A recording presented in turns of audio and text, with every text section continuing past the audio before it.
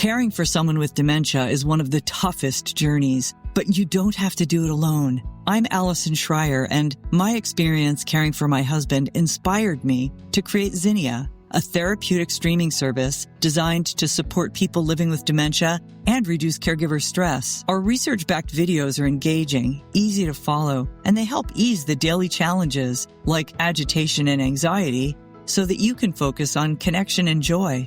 Available by subscription on mobile and TV apps, Zinnia makes every day a little bit easier. Go to zinniatv.com and sign up for a free trial today. Use the code RESOURCE for 15% off an annual Zinnia subscription.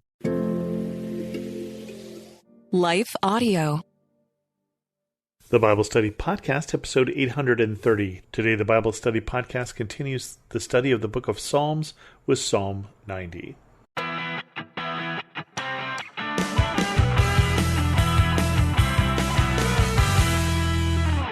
Welcome to the Bible Study Podcast. I'm your host, Chris Christensen.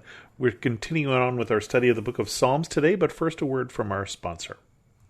Caring for someone with dementia is one of the toughest journeys, but you don't have to do it alone. I'm Allison Schreier, and my experience caring for my husband inspired me to create Zinnia, a therapeutic streaming service designed to support people living with dementia and reduce caregiver stress. Zinnia offers research-backed videos intentionally created for people with dementia, engaging, calming, and easy to follow. Whether you need to ease agitation, create moments of joy, or make daily routines smoother, Zinnia is here to help. Family and professional caregivers use our content to turn challenges into opportunities for connection. Accessible by subscription on mobile devices and connected TVs, Zinnia is simple to use whenever you need it. Because when caregiving feels easier, life feels better.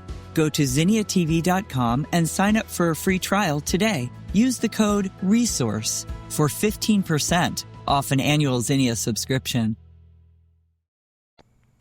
So Psalm 90 is the beginning of the fourth book of Psalms. So the Psalms is divided up into 5 books. The first book is 1 through 41, and according to one commentator, it emphasizes how God is beside us.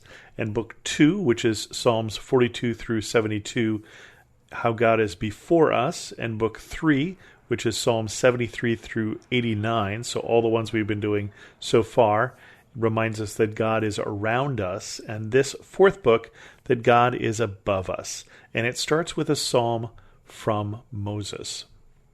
A prayer of Moses, the man of God.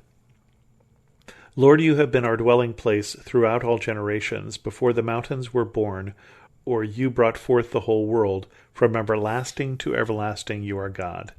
You turn people back to dust, saying, Return to dust, you mortals. 1,000 years in your sight are like a day that has just gone by, or like a watch in the night. Yet you sweep people away in the sleep of death. They are like the new grass of the morning. In the morning it springs up new, but by evening it is dry and withered. We are consumed by your anger and terrified by your indignation. You have set our iniquities before you, our secret sins in the light of your presence. All our days pass away under your wrath. We finish our years with a moan. Our days may come to 70 years or 80 if our strength endures. Yet the best of them are but trouble and sorrow, for they quickly pass and we fly away. If only we knew the power of your anger. Your wrath is as great as the fear that is your due. Teach us to number our days, that we may gain a heart of wisdom. Relent, Lord, how long will it be? We have compassion on your servants. Satisfy us in the morning with your unfailing love, that we may sing for joy and be glad all our days. Make us glad for as many days as you have afflicted us, for as many years as you have seen trouble. May your deeds be shown to your servants, your splendor to their children. May the favor of the Lord our God rest on us. Establish the work of our hands for us. Yes, establish the work of our hands. And so we get this prayer from Moses. Not a lot of the Psalms are going to be from Moses. This is one of those interesting ones. I wouldn't say it is the most upbeat of all Psalms. I wonder if this was written in the latter days of Moses, when Moses was more keenly feeling the anger of God because he is wronged God, and therefore he is not going to get into the promised land, but only see it from afar. So he says, you've been our dwelling place through all generations. Before the mountains were born, before the whole world, from everlasting to everlasting, you are God. And it does talk about this sense that God is above us, that God is greater than we are, and that God has been there forever. And that is something that we obviously have a difficult time grasping, the foreverness of God. This idea here that a day to God is like 1,000 years to us, this sense of timing. And we see that often in the Bible, that the sense of timing and expectations between the people of God and God are different. So you wander around in the desert for 40 years, it's just one generation. It's just a blink of an eye to God. So you have to wait for the second coming of Christ for a couple thousand years. It's just a couple days. So there's very different sense of time between us and God. We see that with the story of Abraham, how he and Sarah are told that they will have a child, but then years pass before that child comes. But I like this idea of you are our dwelling place. And dwelling is one of those great terms. It has something about it. Something about that word to me sounds safe, sounds protected. And I don't know why. Maybe it's because of this context of this psalm that I'm reading it in. But we dwell in God, that God surrounds us. Now I know that the commentator I said that that's not what this section of Psalms is about, but let's face it, that's going to be an exaggeration. That's going to be an oversimplification. It says, you turn people back to dust, return to dust, you mortals. So from dust you have come, to dust you will return, is something that we have heard before, that we were created from dust, that Adam was created from dust and spit, and that eventually that we're going back that way again.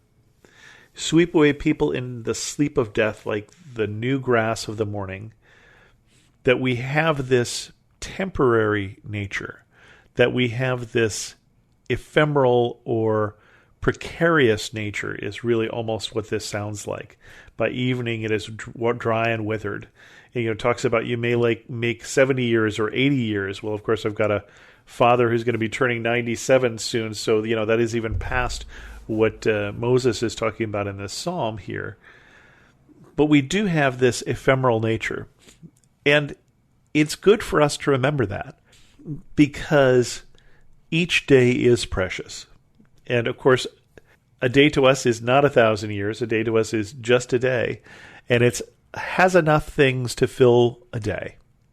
Each day has importance because there are only so many. I remember hearing somebody talk about they were 50 years old and they realized at some point they were going to stop finishing books that they didn't like. That there were only so many books they were going to be able to read in their lifetime, and they really loved reading books. And sometimes you get a quarter of the way into the book and you realize, I don't like this book. And they decided it was okay to say, I don't need to finish this book. I've only got so many books in me. It's okay to say, I don't have to stick with this job. I've only got so many days in me. It's okay to treat every day as precious. We are consumed by your anger. And so here's the part where I say, I wonder if this is in that latter half of Moses' life when he has seen the anger of God turn on him for what he did. You've set our iniquities before you, our secret sins in the light of your presence. And of course, there are no secret sins to God. God sees all that we do. He sees what you do in private and would be ashamed for me to know. What I do in private would be ashamed for you to know. He sees what we think that we don't even act on. He sees that thought of, I see that person and I judge them, and he's there and can tell that I did that. All our days pass away under your wrath. We finish our years with a moan. Now, I have a different perspective from Moses, and granted, he is Moses and I am not. I didn't go through what Moses went through. I wasn't born into a country that the government wanted me dead and everybody liked me. I didn't lead a rebellious, complaining people through the wilderness for 40 years. I didn't get turned down for going into the promised land because I was unfaithful in that one time. And so I might have a different perspective if I had been Moses. If I had gone up on the Mount of God to get the 10 Commandments just to come down and find people already breaking them, I might have a different perspective. Our days have come to 70 or 80 years if our strength endures, yet the best of them are but trouble and sorrow, for they quickly pass and we fly away. Yikes, Moses, that sounds tough. I can't necessarily relate to it, but some of you can. For some of you, this is a psalm that relates to how you feel. And that's okay to say, I see myself in the words of Moses. But we also then have to remember what else Moses tells us. That God surrounds us, that God is our dwelling, that God is everlasting, that God has different timing than we have.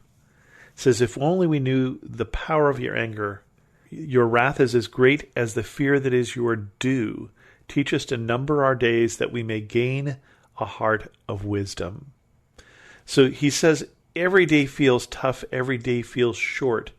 But he said, in that there is wisdom, in understanding that our days are short and every one is precious, there can be wisdom. Relent, Lord, how long will it be? Have compassion on your servants. Satisfy us in the morning with your unfailing love.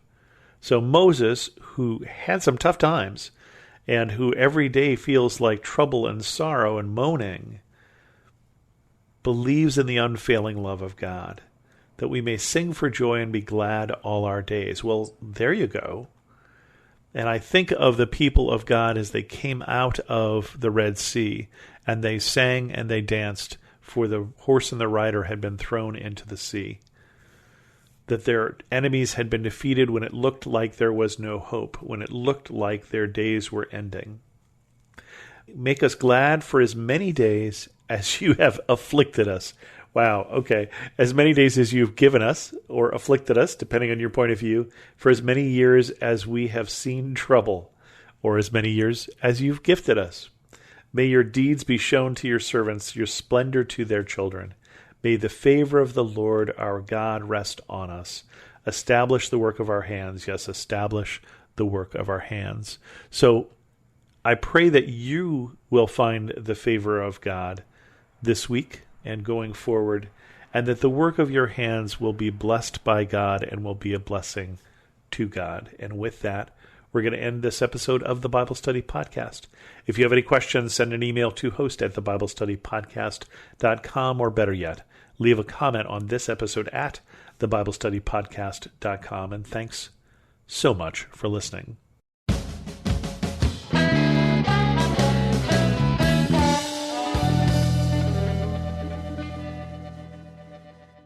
I want to take just a second to thank the team at Life Audio for their partnership with us on this podcast. If you go to lifeaudio.com, you'll find dozens of other faith-centered podcasts in their network. They've got shows about prayer, Bible study, parenting, and more. What do you do when the world around you is falling apart? It's amazing to me how many people are breathing air. They're going about their business and doing the things you're supposed to do. But if you really ask them, they know that on the inside, they are spiritually and emotionally and relationally dead. If we're not careful, all of us can experience that death. When what we need to do, even as the world around us is falling apart, we need to learn how to march when it would be easier to stay where we are and die. Join me each week on the March or Die Show as we discuss that and so much more.